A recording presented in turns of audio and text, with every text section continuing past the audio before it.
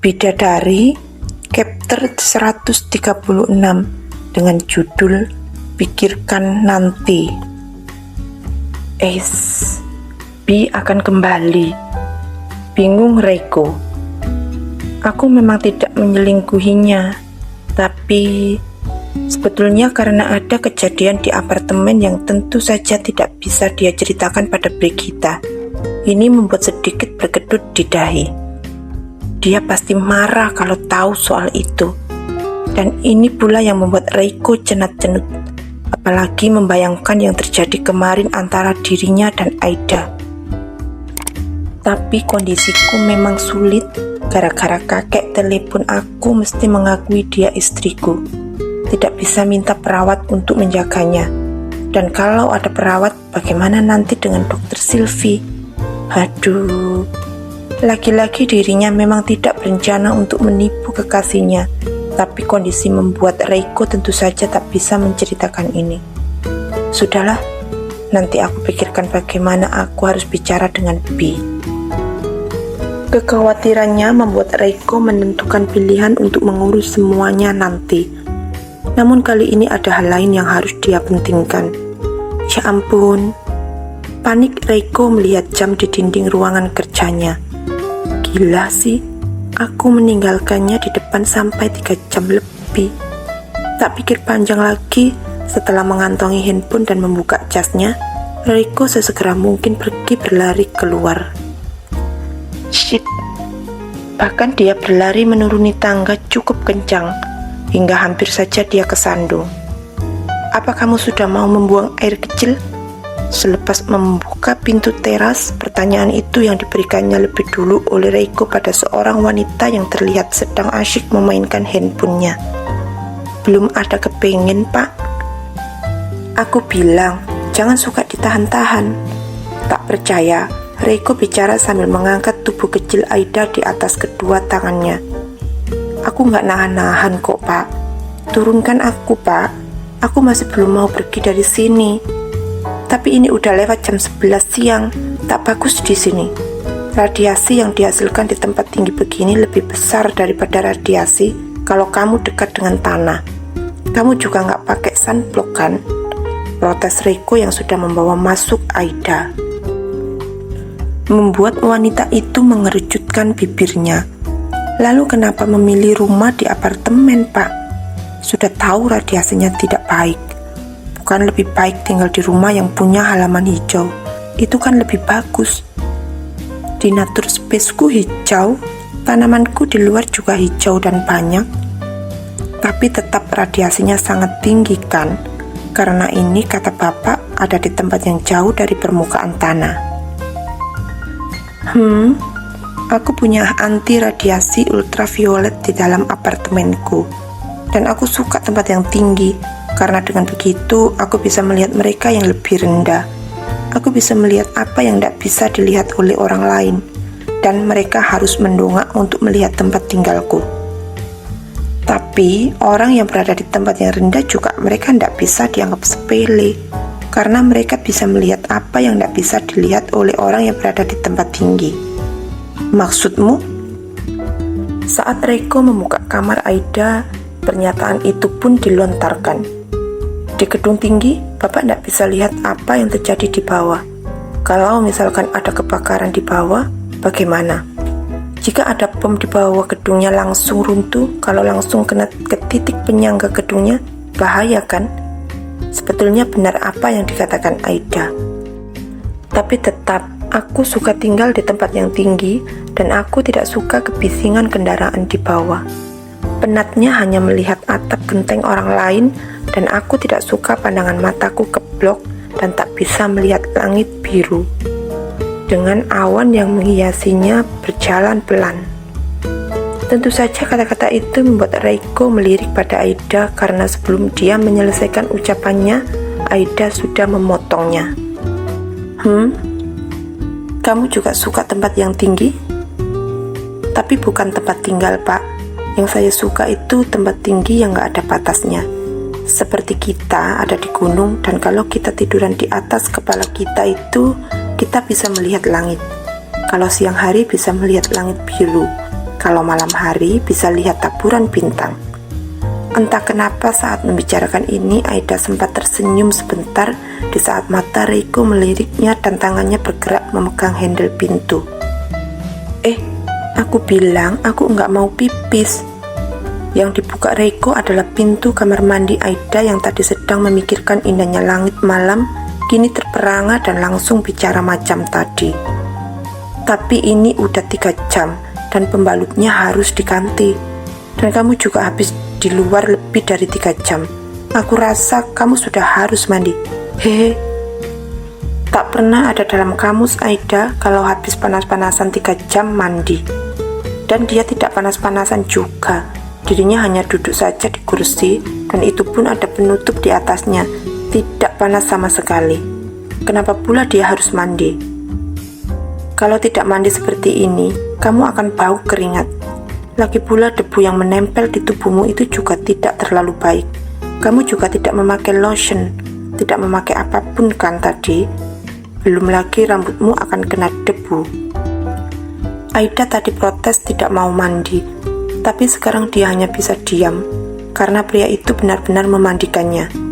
Bahkan dia tetap mengoceh di saat sedang mengeramasi rambut Aida seperti sekarang. Bapak udah gak ada kerjaan lagi bukan? Sempet-sempetnya mandiin saya begini. Padahal selama saya tinggal di sini, kadang-kadang aja saya mandi 2 kali sehari, dan lebih sering mandi sekali aja kalau udah ngebersihin rumah. Sinis Aida. Mulai hari ini kalau kamu cuma mandi sehari sekali, maka setiap hari aku akan memandikanmu. Hahaha, ndak mau. Setelah tangan dan kakiku sembuh, ndak ada alasan bapak mandiin aku lagi. Tapi sayangnya, aku nggak butuh alasan untuk melakukan apapun pada wanita yang sudah kunikahi. Tentu saja Aida mencibir ketika Reiko memakaikan handuk pada Aida dan mengucapkan itu. Mau ngeles gimana? Aku memang sudah menikahimu kan? Saya bakalan benar-benar bilang sama Ratu Le, biaya sekolah adikmu akan aku postpone. Kalau sudah diancam seperti ini, Aida hanya bisa mencepik dan membiarkan pria itu keluar membawanya di atas kedua tangannya lagi ke dalam kamar. Hei, jangan mengacak-acak rambutmu seperti itu. Kalau kamu melakukan seperti tadi, rambutmu akan rusak. Reiko baru saja membalikkan badan untuk mengambil baju Aida. Wanita itu memang sudah mengeringkan rambutnya dengan kedua tangannya. Karena sebetulnya untuk tangan Aida dia merasa sudah tidak apa-apa. Luka-lukanya sudah tidak parah. Tapi Reiko memang masih belum mengizinkannya memegang apapun. Sekarang dia kena marah lagi karena mengusap kasar rambutnya. Sudah, taruh semua biar aku yang urus. Dan kalau nanti kamu mau mengeringkan rambut sendiri, tidak begini. Usap lembut seperti ini. Nanti rambutmu bisa rusak kalau kasar-kasar. Peraturan dari atas ke bawah, turunkan handuk perlahan-lahan.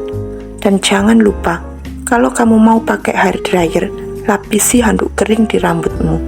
Jadi hair dryer tak akan langsung terkena pada rambutmu, ngerti? Jelas dia tahu semuanya, karena dia sudah sering melihat Ratu Lebang ngeringin rambut, bukan? Aku cuma anak kampung bodoh yang tak mengerti masalah macam ini. Aida hanya manggut-manggut saja ketika Reiko bicara. Dia tidak menjawab dengan satu kata pun. Meski begitu, hatinya terasa panas.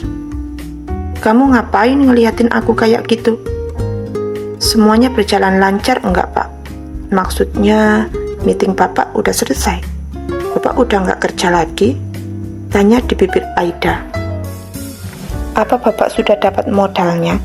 Aida sebenarnya ingin bertanya sesederhana itu di hatinya. Tidak mau membicarakan yang lain. Dia ingin tahu itu dan rasa penasarannya ini membuat dirinya yang sudah ditahan-tahan supaya tidak membicarakan masalah pekerjaan Reiko tetap ingin mencari tahu. Halah, pikirkan dirimu sendiri. Tidak ada yang tidak lancar kalau aku sudah bekerja. Jadi nggak usah mikirin pekerjaanku. Reiko tadi bicara sambil mengambil perban yang ada di laci nakas.